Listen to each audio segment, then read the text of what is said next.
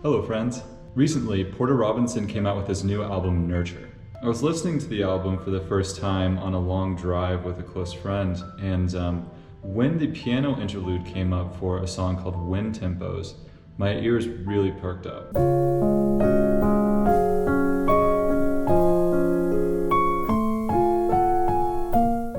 Like, wow, to me this is just so directly referencing contemporary Japanese music, especially in terms of the harmony and to an extent the melodicism. In fact, in the liner notes on Apple Music, Robinson writes, "If there's one artist who affected my worldview more than any other, it's this Japanese pianist named Masakatsu Takagi. He's my hero. He did the score for one of my favorite movies, Wolf Children." I emailed him to see if I could give him credit on the song, just a little way of recognizing how much he influenced me. He agreed. And he goes on to say how he stayed with Masakatsu in his home and how the two, have actually met each other and kind of close in a way. So naturally, as any good music theorist would do, when we got home, I scurried into my room and got my notebook out and started furiously scribbling down some Roman numerals as I listened to the song over and over again. The idea was to see if I could notice any of the patterns I had recognized from studying contemporary Japanese music in Porter Robinson's song. In this video, I'll talk about some of the techniques that Porter Robinson uses in this piano interlude and how they're intimately connected not only to Masakatsu's writing, but also to Hisaishi and Sakamoto. Let's start by listening to actual piano player and friend of the channel Nyakkai play my transcription of the piano interlude for Wind Tempos.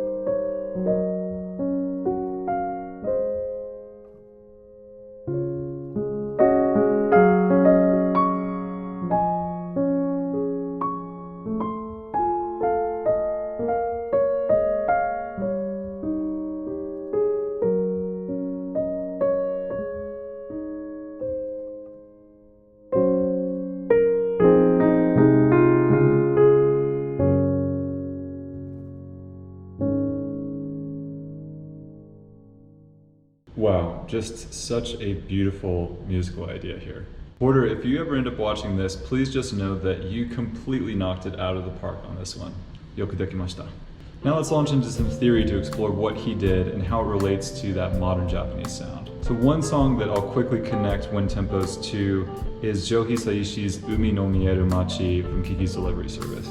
In this interlude, Porter Robinson is very consistently ending each of his phrases with a 4-5-1 to clearly establish the key of the song as D flat. In fact, speaking of 4-5-1s, he's got 4 of them in the span of 18 bars. That is a lot. Although cadences are by no means unique to Hisaishi, Umi no Mieru Machi similarly makes efforts to make its key very clear by ending each of its phrases on a 2-5-1 or 4-5-1 cadence. The first phrase ends with a 2-5-1, and the second phrase ends with a minor 4-5-1. In both songs, this clear harmony helps to make the musical idea calming and reassuring. You would probably want to make sure to do this, for example, in a lullaby. I want to spend the majority of our time, though, on something a bit more advanced and subtle, which is Wind Tempos' non-standard use of a 5-of-5 chord in first inversion. The non-standard part is about how this 5-of-5 chord is not followed by a 5 chord. Now, if that last sentence to you was utter nonsense, please check out my video on transition chords, and particularly the section about secondary dominant chords. In bars 11 through 13, Porter Robinson goes B flat minor to A flat to E flat over G, then it kicks off a 4-5-1, leading back to D flat. Now generally here the bass is just moving stepwise from B flat down to G flat,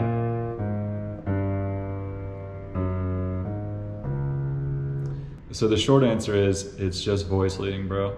But we have an opportunity here to get a lot more specific than that. Namely, a very similar progression occurs in one of Masakatsu's main motifs for Wolf Children. So this is perhaps a very direct way in which his music influenced some of Porter Robinson's choices here.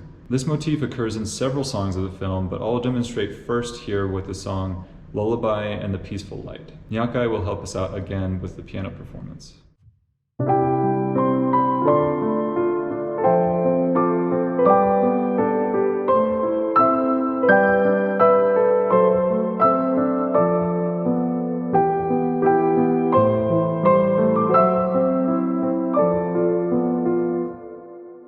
The 5/5 chord in first inversion is just all over the score for this film, and sometimes Masakatsu resolves it to the 5, and sometimes he doesn't. The general pattern though is 6/5, 5/5 in first inversion, and then some sort of cadence to get us back to the start. And here we're in C, so that makes it a lot easier. So what I'm talking about is when he goes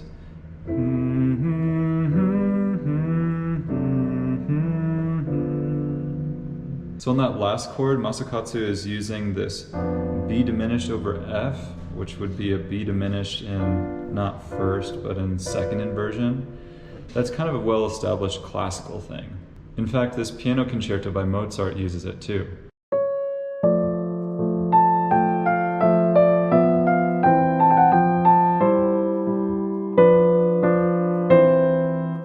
Jazz musicians may recognize that a B diminished over F is kind of like a rootless G7, in which we have the flat 7, the 3rd, and the 5 of a G7. So it's really not hard to argue that this sort of functions as a 5 chord that would bring us back to C, back to the 1. Because we don't have that root though, it's much more understated. We don't have this satisfying G going down to a C that we would usually expect from a nice, perfect cadence.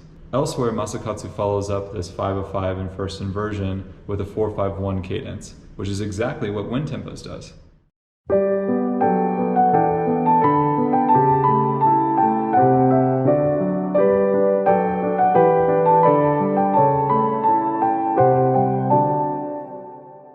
So we've already established that Wind Tempos uses an uncommon chord progression that Masakatsu also uses all throughout the score for Wolf Children. So some of that musical inspiration is already showing itself through this theoretical lens. One last song I'd like to connect it to though is a section of Merry Christmas, Mr. Lawrence by Sakamoto. He uses a similar chord progression in a transition between sections, but it has a couple of spicier harmonic choices that make for this big, bombastic, extended cadence.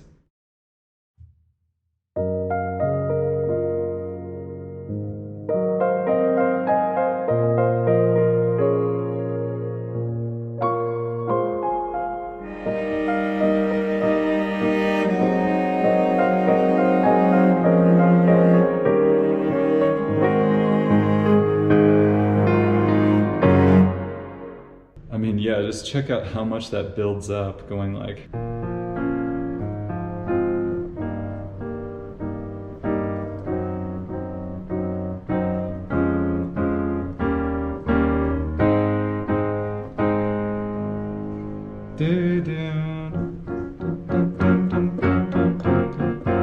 he does the whole thing after that, which is great. So to wrap it up, the common pattern is 6/5, 5/5 in first inversion, and then some kind of cadence to end the phrase. For Wind Tempos in first echo, we end on a 4/5-1. Lullaby and Peaceful Light follows it with this diminished 7 in second inversion, which is a very understated perfect cadence. And Merry Christmas, Mr. Lawrence does this much bigger, cool, spicy thing that's frankly above my pay grade to teach you about right now. So now we can see the various ways in which Wind Tempos draws from this contemporary Japanese sound, particularly in terms of its harmonic choices. Like I said, it's just a phenomenal moment on the record, and I hope that if some of you thought that that moment sounded vaguely Japanese, that some of what I said here helped to make it a bit clearer why that might be the case. That's all I've got for now, but until next time, じゃあね。